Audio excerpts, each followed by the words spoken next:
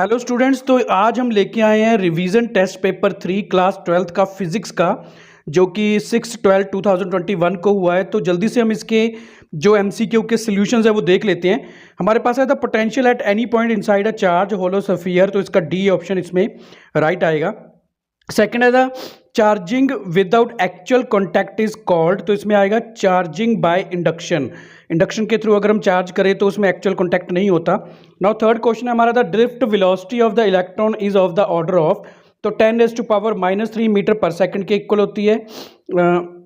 से लेकर 10⁻⁴ मीटर पर सेकंड के इक्वल हो सकती है। नाउ हमारे पास फोर्थ क्वेश्चन है, the specific resistance of a conductor increases with, ये ए ऑप्शन सही रहेगी, increase in a temperature. Now fifth question है हमारे पास, the ultimate individual unit of a magnetism at any magnet is called north pole, इसको A option सही रहेगी। A charge particle moving in a magnetic field experience resultant force, तो 8/400/400 जी हाँ, याद कर लीजिए ये व्हाट्सएप नंबर, क्योंकि अब चाहे आपका मैथ्स का सवाल हो या फिजिक्स केमिस्ट्री बायोलॉजी का, आपके हर डाउट का, हर क्वेश्चन का आपको मिलेगा तुरंत वीडियो सोल्यूशन, वो भी सीधा आपके व्हाट्सएप पर। बस अपने फोन में डाउटनेट का 8/400/400 व्हाट्सएप नंबर सेव कर लीजिए और चैट ओपन कीजिए। फिर जो भी आपका डाउट है उस सवाल की आपको फोटो खींचनी है, उसे क्रॉप करना है और 5 सेकंड में आपको उसका वीडियो सोल्यूशन मिल जाएगा। Class 6 to 12 IIT, JEE, NEET, CBSE boards और सभी स्टेट बोर्ड्स के बच्चों के लिए। तो देर किस बात की, अभी जाइए और 8/400/400 पर अपने सवाल व्हाट्सएप कीजिए और अपने डाउट को आउट कीजिए, लिंक डिस्क्रिप्शन में है। तो सिक्स्थ क्वेश्चन के लिए ए ऑप्शन सही रहेगी, in a direction of field. Seventh question है, in an AC circuit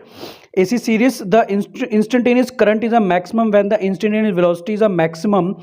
the circuit element connected to the source of pure resistor, इसमें ए ऑप्शन सही आएगा, प्योर रजिस्टर में maximum voltage and maximum current रहेगा। द एट्थ क्वेश्चन हमारे पास, equivalent quantity of inertia and electricity is self inductance, B option है इसकी। Ninth question है, the electromagnetic waves are the transverse in nature is evident by polarisation, ninth question का A option सही रहेगा। The velocity, tenth question है, the velocity of electromagnetic waves is parallel to, तो tenth question के लिए हमारे पास बी ऑप्शन सही रहेगी, E vector cross B vector, electric field and magnetic field. उसके बाद 11th क्वेश्चन हमारा numerical, the speed of electromagnetic waves in a medium of dielectric constant 2.25 and relative permeability 4 is, तो इसमें हमको गिवन है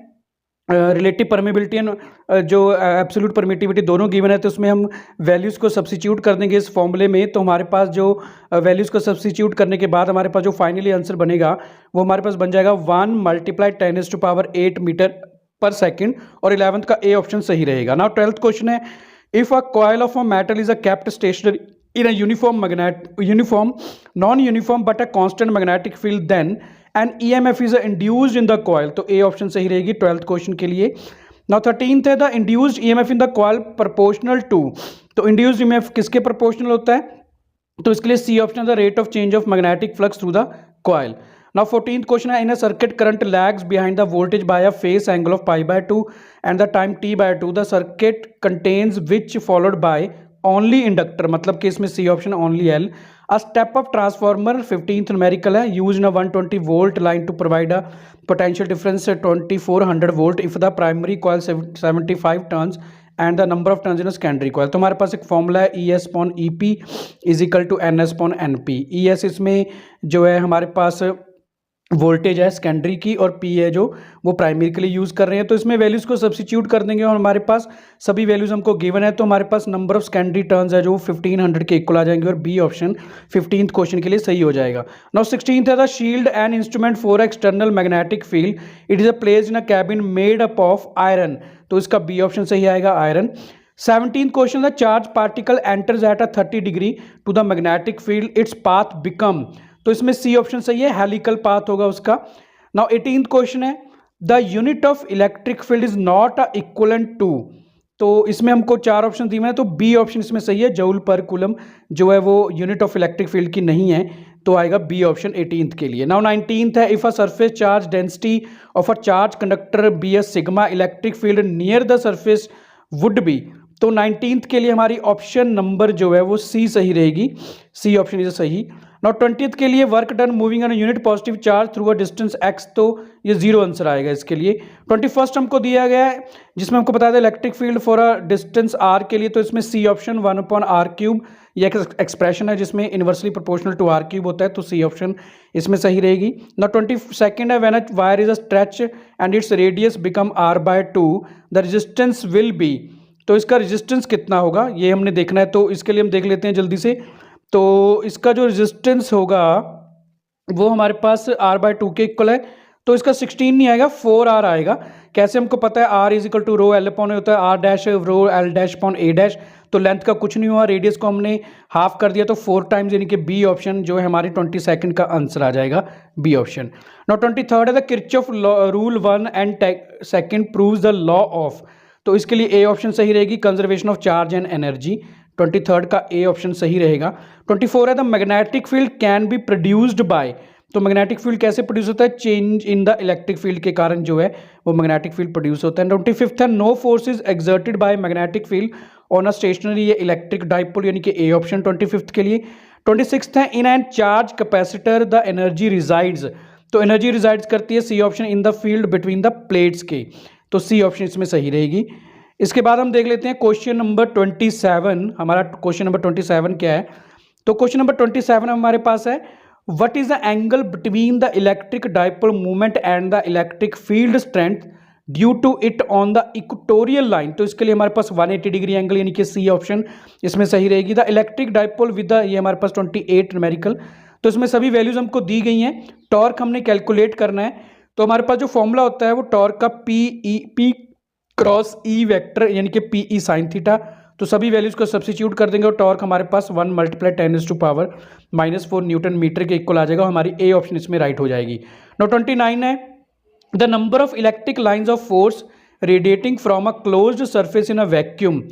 तो ये भी हमारे पास एक न्यूमेरिकल है जिसमें charge enclosed by the surface, और इसमें हमारे पास जो है फर्स्ट ऑप्शन यानी कि 1 कूलम आ रहा है, लेकिन ये कैसे है तो हमको पता है हमारे पास फ्लक्स का फॉर्मूला होता है Q/ε0, तो इसकी वैल्यू को सब्स्टिट्यूट कर देंगे, जो कांस्टेंट वैल्यू तो हमारे पास क्या हुआ है जो 1 कूलम के इक्वल आ जाएगा, और हमारी ऑप्शन नंबर ए जो इसमें सही हो जाएगी 29 के लिए। 30 है the sensitivity potentiometer can be increased by increasing the length of potentiometer wire, अगर उसकी वायर की लेंथ को इंक्रीज कर दे तो उसकी सेंसिटिविटी को इंक्रीज किया जा सकता है। Now a wire has a resistance 10.5 ohm at a 21 degree Celsius and a 16.4 ohm at a 147 degree Celsius, तो हमने temperature coefficient of resistance calculate करना है, तो 31st का न्यूमेरिकल भी हमने किया हुआ है, सभी चीज़ की वैल्यूज हमको यहाँ पे गिवन है, तो हमारे पास एक वैल्यू होती है expression R2 is equal to R1 1 + α T2 - T1, तो ये सभी वैल्यूज हमको पता है, हम इसमें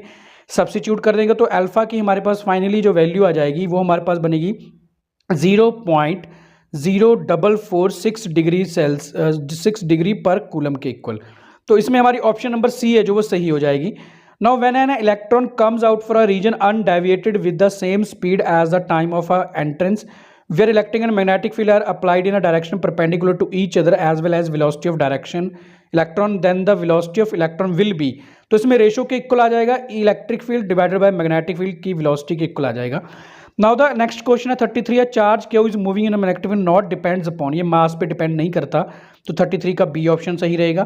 नाउ 34 फिर से एक न्यूमेरिकल है जिसमें हमको गैल्वेनोमीटर रेजिस्टेंस 15 ओम गिवन है एंड करंट 2 मिली एम्पियर है, shunt resistance converted into ammeter की रेंज हमको गिवन है, तो हमने कैलकुलेट करना है कितनी वैल्यू होगी उसकी,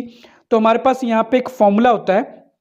तो हम देख लेते हैं इसका formula I - IG and IG into S, ये वैल्यूज को हम सब्स्टिट्यूट कर देंगे, इसमें सभी वैल्यूज हमको दी गई हैं, तो वैल्यूज को सब्स्टिट्यूट करने पे हमारे पास जो फाइनली जो इसका आंसर बनेगा ये 6/1000 मतलब 0.006 ओम, जो कि अप्रॉक्सली हमारे यहाँ पे ऑप्शन नंबर ए को मैच कर रहा है, तो हमारी ए ऑप्शन इसमें सही रहेगी। Now 35th last numerical electron moving with the speed of 10⁸ metre पर second enters in a magnetic field given है हमको टेस्ला में, तो हमने direction of perpendicular to the field then the radius of the path will be, तो इसके लिए भी हमारे पास एक फॉर्मूला होता है R = mv/EB, तो सभी वैल्यूज हमको पता है, इसमें सब्स्टिट्यूट कर देंगे, हमारे पास जो फाइनली आंसर आ जाएगा 0.113 मीटर के इक्वल आ जाएगा, तो इसका सी ऑप्शन इसका आंसर होगा। तो स्टूडेंट्स ये था आपका 6/12/2021 को हुआ पेपर। आप ऐसे ही हमारे चैनल के साथ बने रहिए, हमारे टेलीग्राम चैनल को भी ज्वाइन कर लीजिए जो कि लिंक डिस्क्रिप्शन में है। Okay students, keep studying, take care and bye.